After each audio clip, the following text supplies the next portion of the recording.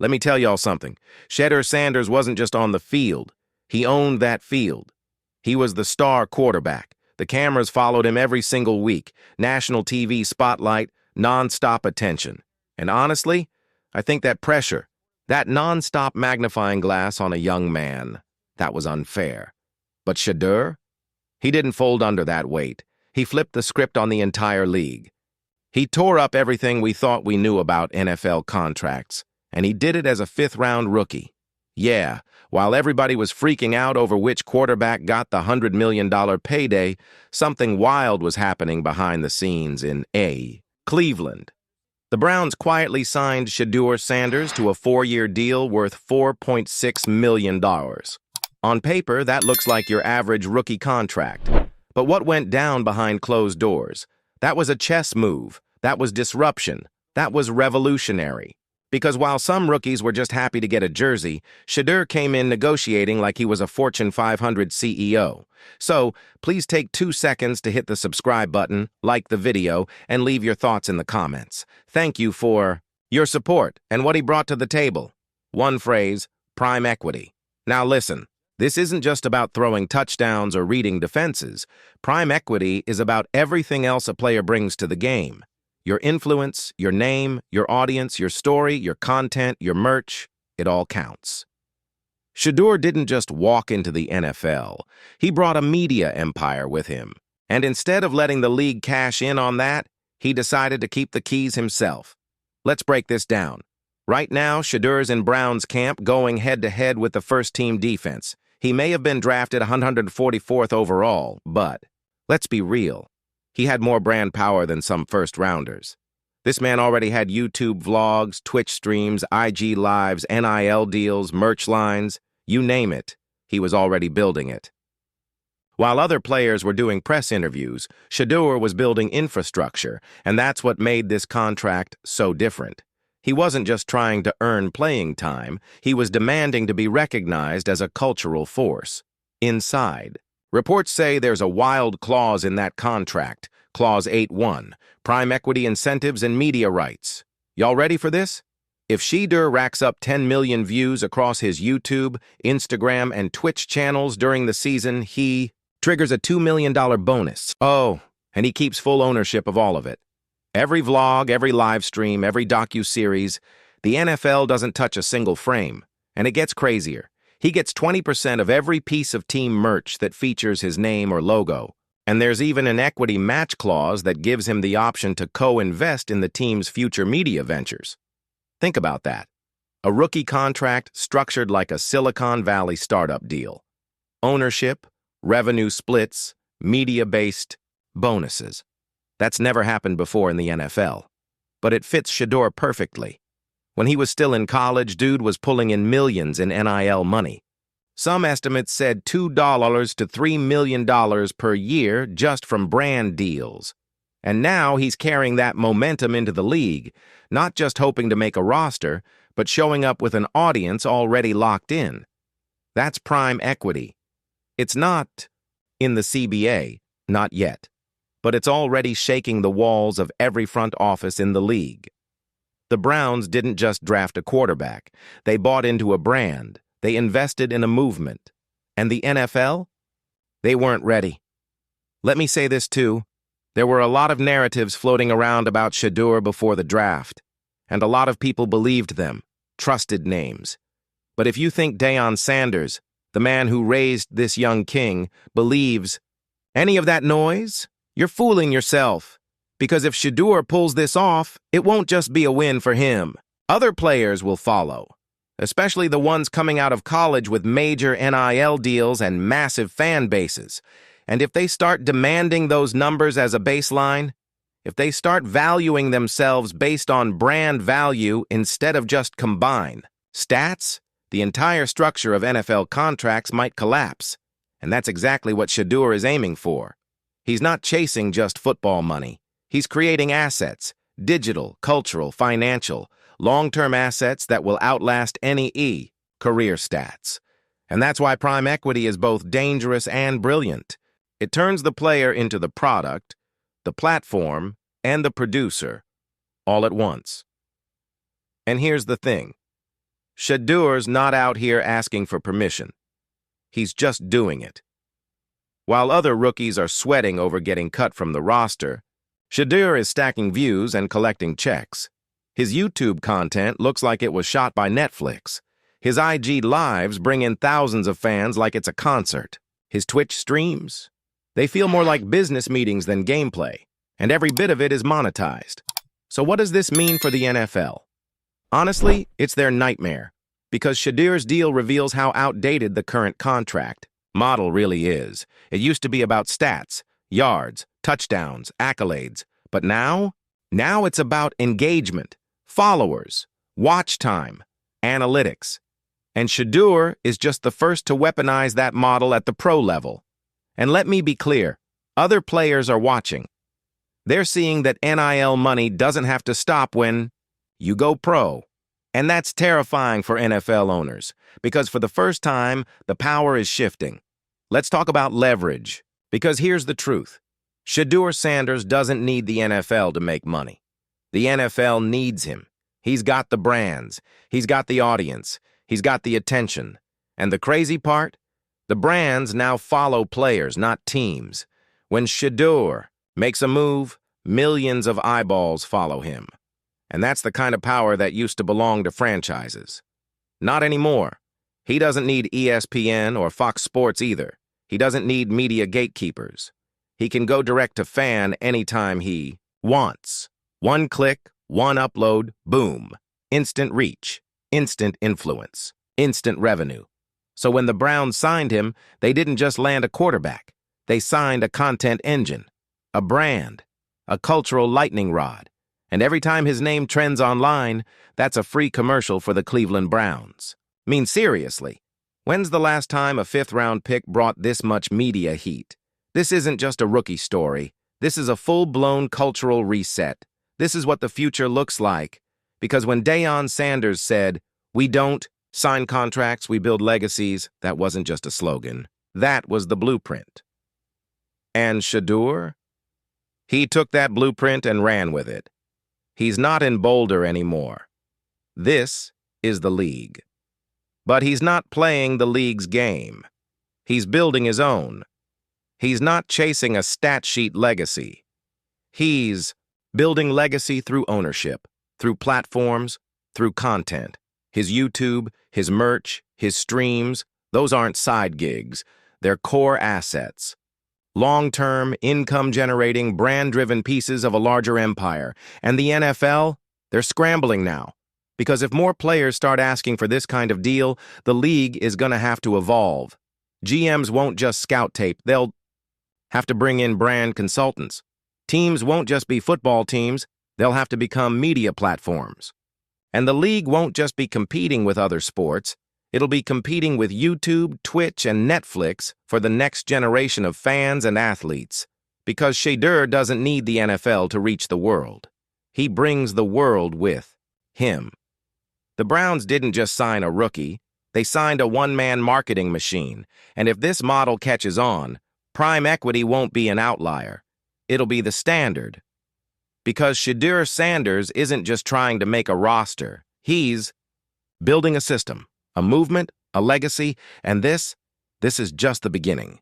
So please take 2 seconds to hit the subscribe button, like the video, and leave your thoughts in the comments. Thank you for your support. I'm telling you, I feel it. You can feel it inside the building. The coaches know, the vets know, the fans definitely know. Shedeur isn't knocking politely at the door, he's kicking it down. And while the Browns front office tries to play it safe, tiptoeing around their depth chart politics, the rest of us, we see exactly what's going on. There's a revolution brewing under center. The only question is, will Cleveland lead it or get steamrolled by it? Let me take you back to before the viral clips, before ESPN sound bites, before fans started whispering in line at training camp. Shedeur was already out there in the dark, long before sunrise, way after the practice lights went out. Nobody was filming. No endorsement deals, no PR crew with a boom mic, just wet turf, a dripping jersey, and a quarterback obsessed with getting better. The kind of silent grind that doesn't make headlines, but always shows up when the lights come on Sunday. And here's the thing that separates him from every other kid who flashes in shorts and a helmet. He didn't want anyone to see that moment. That video? It wasn't staged. It wasn't prepped. It was leaked. Caught by a team assistant who just couldn't believe what he was watching after hours. Shedeur, soaked to the bone, working footwork drills like a heart surgeon prepping for open chest, firing deep outs into a wet wind that would have made most guys pack up and call it a day. But not him. That's what started the buzz. Not a TikTok. Not some NFL vet dropping "this kid's got next" on Instagram. No, it was the footage that was never meant to get out. Because it wasn't about hype. It was about hunger. That rawness. Man, it shook people. And when that clip started circulating inside the Browns facility, everything shifted. Coaches started talking. Vets started texting. "Yo, you seen this?" And the next morning, guys started showing up earlier. Because when your quarterback's out there at midnight grinding in the rain, how the hell are you gonna stroll in? At 9 a.m. like it's a vacation? But let's be real. Viral videos don't win you jobs. Stats do. And that's where things start to get wild. Because all that sweat, it's translating. In camp, Shedeur isn't just holding his own. He's torching the depth chart. We're talking a 75% completion rate. 75. For a rookie adjusting to NFL speed, that's not just solid, that's elite. And don't think he's doing this in some light 7-on-7 setup. He's taking live reps with second and third string receivers against pro defenders throwing the kitchen sink at him. And he's delivering dimes, on time, on script, with poise that makes veterans stop and take notice. In red zone drills where space shrinks and decision-making gets real, he's been clinical. No wasted motion, no panic. Just quick reads and frozen ropes. He's already calling audibles at the line, something rookies usually have to earn months into the season. And his anticipation? It's scary. He's hitting receivers before they break. He's throwing defenders open. He's doing things first-rounders often can't manage by year 2. And let me remind you, he's not even getting reps with the top weapons yet. He's working with the leftovers and still slicing up the defense. Imagine what happens when he starts getting that first-team chemistry. Kevin Stefanski isn't ignoring it. The staff isn't pretending anymore. What started out as developmental reps has turned into evaluation periods. Translation? They're not ruling anything out anymore. And the most important place he's earning it? The locker room. You want to know who a team believes in? Don't ask the coach. Don't ask the GM. Watch the room. Feel the energy. And right now, that energy? It's beating to the rhythm of number 14. Shedeur isn't out there barking orders or showboating. That's not his style.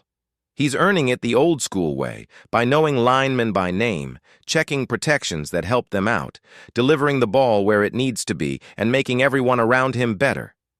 When he throws a pick, which, yeah, happens, there's no drama, no eye rolls, no sagging shoulders, just silence, trust. They know he's getting it back on the next series. And that kind of faith? That's rare. Now upstairs, the front office is sweating. They've got everything riding on Deshaun Watson, a ton of money. And they just brought in Kenny Pickett. Drafted Dylan Gabriel. It's a crowded room. Admitting that the 5th rounder is outplaying them all, that's not just a personnel move, that's a confession. But on the field, none of that matters. No contracts, no PR spins, just performance. And Shedeur's is speaking louder than any podium quote. That's why you're seeing more red zone, reps, more first-team looks. Stefanski knows it. He feels it. You can't hide this kind of talent. But outside the facility, it's a different story. Because when your last name is Sanders and your dad is prime time, the media doesn't just watch. They wait. They pounce. If his name was anything else, ESPN would already be rolling out the highlight reels with soft piano music and "Born" for this montages.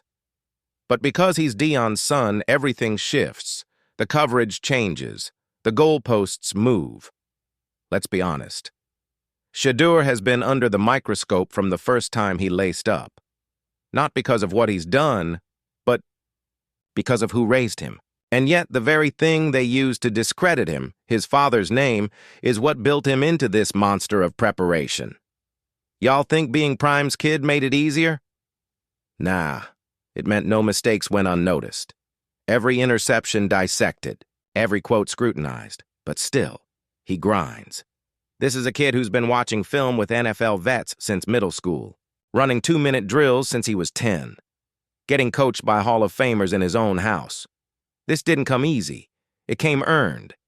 Yet still, they say he needs more time, that he might be a distraction. Nah, that ain't analysis.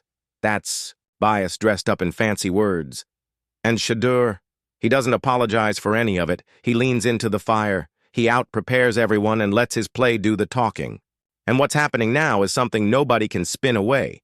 The quarterback room is shifting.